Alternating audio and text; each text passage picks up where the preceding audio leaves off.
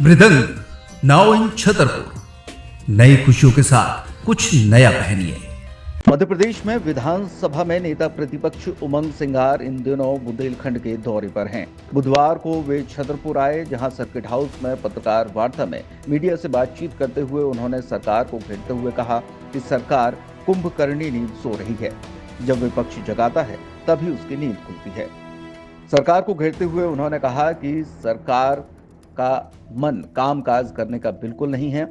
Budget सत्र छोटा रखा गया है और इसके अलावा भी कई सत्र मध्य प्रदेश विधानसभा में छोटे से छोटे होते जा रहे हैं। उन्होंने कहा कि सरकार लोगों के सवालों से बचना चाहती है। आगामी ग्लोबल इन्वेस्टर समिट के मुद्दे पर उन्होंने कहा कि मुख्यमंत्री जी जापान घूमकर आए हैं। इसके पहले सागर में भी इन्वेस्टर्स मीट हुई, आगे भी होने जा रही है। मुख्यमंत्री ये बताएं कि अब तक कितना इन्वेस्टमेंट मध्य प्रदेश में आया है। उन्होंने कहा कि सरकार सिर्फ छलावे कर रही है। कुंभ में हुई भगदड़ और मौत के विषय पर उन्होंने कहा कि निश्चित तौर पर सरकार आंकड़े दबा रही है, ऐसा नहीं होना चाहिए। इसके अलावा सौरभ शर्मा तथा अन्य मुद्दों पर भी उन्होंने विभागी से अपनी बात रखी। इसके बाद कार्यकर्ताओं से भी मुलाकात की। कैसा रहा और किस तरह से आपका यहाँ आगमन हुआ? निश्चित तौर से एक बुंदेलखंड का पिछले कल से दौरा कर रहा हूँ और एक बुंदेलखंड की एक मैं समझता हूँ कि मध्य प्रदेश के अंदर एक अपना स्थान है और जिस प्रकार से बुंदेलखंड का विकास होना चाहिए, भारतीय जनता पार्टी विकास नहीं कर पाई। कई मामले हैं मैंने देखे कि सड़कों की हालत बड़ी खराब है, भ्रष्टाचार बड़ा चरम सीमा पे है, अधिकारी निरंकुश है, छोटे छोटे गरीब लोग हैं जो हितग्राही है, 500-600 रुपये की हितग्राही, जिनको अपना पेंशन मिलना चाहिए, आर्थिक सहायता मिलना चाहिए, राहत योजना मिलना चाहिए, ST SC के बच्चों को जो छात्रवृत्ति मिलना चाहिए, वो सबको लेके परेशान दिखे। अव्यवस्थाएं दिखी। वही मैं ST SC के हॉस्टल्स में बच्चों के इसमें गया, वहाँ भी मैंने अव्यवस्थाएं देखी। तो मैं समझता हूँ कि आज रविदास जयंती है और जितनी भारतीय जनता पार्टी रविदास जयंती को लेके हमेशा दलित को रुझाने की बात करती है, 100 करोड़ के मंदिर की तो बात करती है, लेकिन उन दलितों के परिवारों को किस प्रकार से मजबूत बनाना, आर्थिक रूप से स्वावलंबित करना, आजीविका से जोड़ना, इस पे भारतीय जनता पार्टी ने काम नहीं किया। तो मैं समझता हूँ कि ये बड़े दुख की बात है। इस रविदास जयंती में समाज के लिए इस बुंदेलखंड के अंदर एक अपनी महत्वपूर्ण भूमिका रखते हैं। निश्चित तौर से किसान परेशान है। आपके छतरपुर के अंदर किसान अभी कुछ दिनों पहले घंटों बैठे रहे धरने पे और बांध की स्थिति आप देख रहे हैं कि सही समय काम नहीं चल रहा, सूखे की स्थिति है। मैं समझता हूँ जल्दी काम होना चाहिए, सरकार को समय समय पे आवंटन समय पे देना चाहिए ताकि काम पूरे होता है, इस क्षेत्र सिंचित हो सके। निश्चित तौर से सरकार हर फैसले मुद्दों पे फेल रही है, चाहे लाडली बहना पे फेल रही है, 3,000 रुपये नहीं दे पाई, या इन्हीं के लोगों ने कहा था कि हम 3100 रुपये देंगे धान खरीदी के, 2700 रुपये खरीदेंगे हम गेहूँ। और इन्हीं RSS के किसान संघ जब बात करता है किसानों की, तो आज 1 साल से किसान संघ कहाँ गया? किसान संघ चुनाव के समय आ जाता है, वही RSS के लोग इनके विधानसभा में पर्चे बांटते हैं कि हम आपको 3100 रुपये धान दिलाएंगे, 2700 रुपये हम गेहूं दिलाएंगे। तो आज किसान संघ के लोगों से पूछना चाहता हूँ, RSS के लोगों से, कि कहाँ है किसानों के जो आज आंसू नहीं पहुंच पा रहे, किसानों को समय पे कर्ज नहीं मिल पा रहा, किसान को सम्मान निधि नहीं मिल पा रही। तो ये निश्चित तौर से भारतीय जनता पार्टी पक्ष भी चाहती, विपक्ष भी चाहती, लेकिन ये चुनाव के समय आते हैं, अपने वादे करते हैं, लेकिन 5 साल नहीं। अगर आपने देखा विधानसभा के सत्रों के अंदर छोटे सत्र करते हैं, पूरे देश में पहला मध्य प्रदेश है जो सबसे कम बैठ के चलती। क्यों? भारतीय जनता पार्टी लोकतंत्र से भागना चाहती है।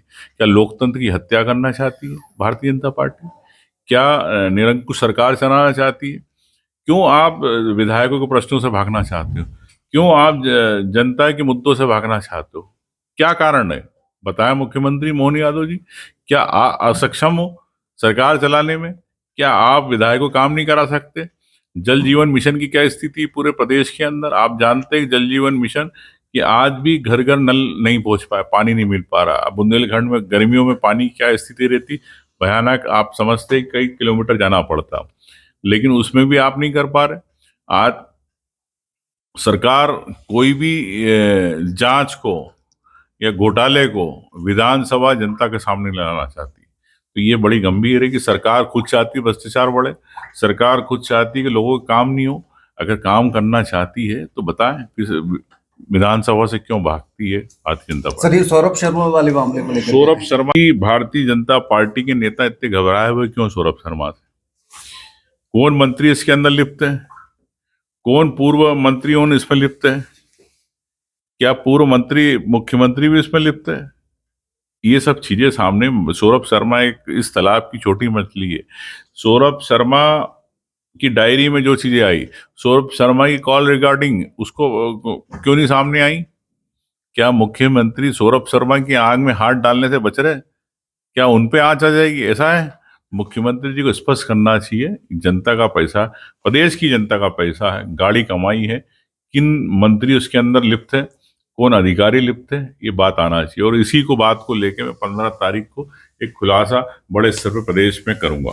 सर कुंभ में जो भगदड़ हुई है उसमें आपको क्या लगता है कि बहुत से आंकड़े छिपाए जा रहे हैं, ये फेल्योर है सरकार का या फिर मामले को दबाने की? देखिए, आंकड़े तो छिपाए हर सरकार सामान्यता करती है, लेकिन मैं ये कहना चाहता हूं कि जो हिंदुओं की पार्टी का हमेशा मेडल लेके तमगा लेके घूमने वाली भारतीय जनता पार्टी क्यों आज इतने बड़े कुंभ को, जो हिंदुओं में एक मान्यता है उस कुंभ को लेके, उसको लेके आपने क्यों नहीं व्यवस्था रखी? अगर इतने लोग आ रहे हैं, रास्ते के अंदर चक्का जाम लग रहा है, भूखे प्यासे बच्चे गाड़ियों में फंसे हैं, महिलाएं बेचारी फंसी है। कटनी में एक वीडियो वायरल हुआ है कि पुलिस वाले कह रहे वापस चले जाओ। तो क्या वो हिंदू नहीं है? क्या वो स्थान के अधिकार नहीं रखते?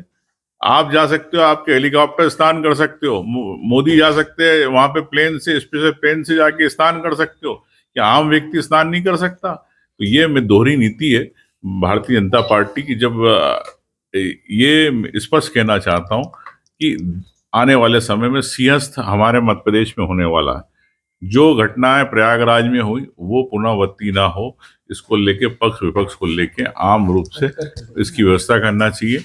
मुख्यमंत्री तो उज्जैन के हैं, अगर वो व्यवस्था नहीं कर पाए तो क्या स्थिति होगी आप समझ सकते हो। सर उसको लेकर आपको क्या लगता है कि मध्य प्रदेश बड़ा उछाल लेने वाला है? पीएम की भी निगाह यहाँ पर है, सीएम लगातार लगे हुए हैं, क्या कहेंगे इसको? देखिए, चुनाव के समय पीएम की निगाह हो चाहे भारतीय जनता पार्टी की निगाह रहती है, लेकिन चुनाव के बाद 5 साल का निगाह रहती है।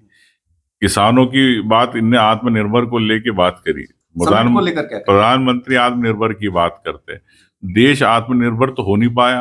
अब ग्लोबल इन्वेस्टर मीट है, ग्लोबल इन्वेस्टर मीट में जो लोग आ रहे हैं, इसके पहले कितनी इन्वेस्टर मीट्स हुई, चाहे सागर में हुई, शिवराज जी ने करी, मोहन यादव जी ने करी, कई इन्वेस्टर मीट की, क्या उसमें पैसा आया? अभी आप जापान होके आए, आप लंदन होके आए, मुख्यमंत्री जी से पूछना चाहूंगा कितना पैसा आया, कौन कौन से उद्योग खुले, ये बताएं। सिर्फ आप एक दिन की इन्वेस्टर मीट करते हो, जनता के गाड़ी पैसे करोड़ों रुपए का आप बर्बाद करते हो।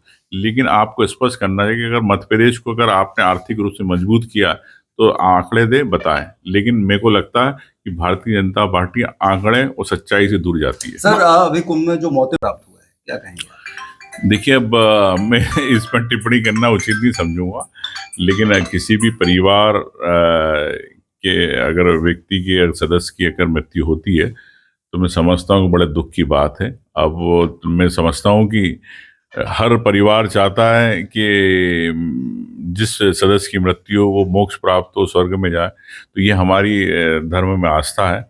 तो मैं मान सकता हूँ कि अब जो भी जिसकी भी मृत्यु होती हो, मैं तो सभी गांव में हो रही उसकी भी मानता हूँ कि वो स्वर्ग में जाएगा। मध्य प्रदेश में 29 सीटें साफ हुई थी। अब दिल्ली में जो हालात हैं देखने को मिले हैं, सरकार आप पार्टी का देखा आप तमाम, कांग्रेस का वहां पर प्रतिशत बढ़ा है, आप अच्छी तरह जानते हैं कि 4 से हम 6-6.5% पहुंचे। और कांग्रेस और आप पार्टी अगर प्रतिशत जोड़ लेंगे तो भारतीय जनता पार्टी की सरकार नहीं बनती, ये स्पष्ट है। तो ये भारतीय जनता पार्टी आंकड़ों की सीटों पे बात करने वाली, ये समझे कि आपका प्रतिशत नहीं बढ़ा है। अगर आप तोड़ मोड़ के या वोटों को विभाजन करके सरकार बना रहे हो, लोकसभा में भी इस प्रकार के समीकरण बनते हैं, तो ये भारतीय जनता पार्टी बहुमत की सरकार नहीं है, रहती है, मैं ये समझता हूँ। तो ये सिर्फ आंकड़ों की एक वो है, लेकिन जो जनमत दिया दिल्ली का उसका हम सम्मान करते हैं। लेकिन दोनों के प्रतिशत से ज्यादा भारतीय जनता पार्टी के आंकड़े हैं। सर, छात्रों को छात्रवृत्ति नहीं दिए जाते हैं यहाँ पर, स्कूलों में कॉलेजों में प्रोफेसर नहीं है, टीचर नहीं है, अस्पतालों में डॉक्टर्स नहीं है, ये तमाम तरह की चीजें चल रही हैं और फ्री बीज को लेकर लगातार काम हो रहे हैं, पैसे बांटे जा रहे हैं। इसको किस तरीके से देखते हैं? देखिए, जिस प्रकार से कुंभकर्ण था जो सोता रहता था, और ऐसी भारतीय जनता पार्टी की सरकार सो रही है। जब विपक्ष जगाता है, जब जागती है। हमने स्कूटी के सांकेतिक रूप से शुरुआत करी तो आपने अनन फनन में जापान से आके 50 स्कूटी बांट दी, लेकिन प्रदेश के हजारों छात्र हैं, उनको कब मिलेगी स्कूटी? मोहन यादव बताएं। लैपटॉप देना 80,000 90,000 लैपटॉप कब देंगे? मोहन यादव जी बताएं।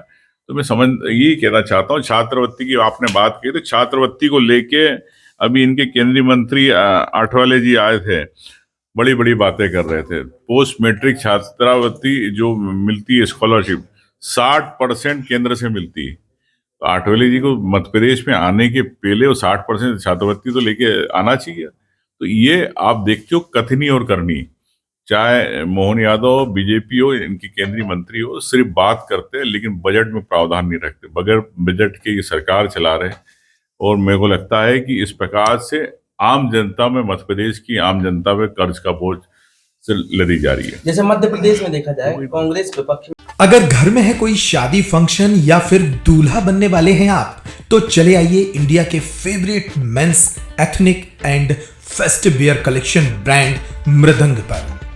अब आपके अपने छतरपुर में शादी का पूरा कलेक्शन धमाकेदार ऑफर्स के साथ 10,999 की खरीद पर पाएं 1,000 का डिस्काउंट और 27,999 की खरीद पर पाएं 3,000 तक की छूट। हमारा पता है shop number 204 Apollo cross market, Jawahar road, Chhatarpur.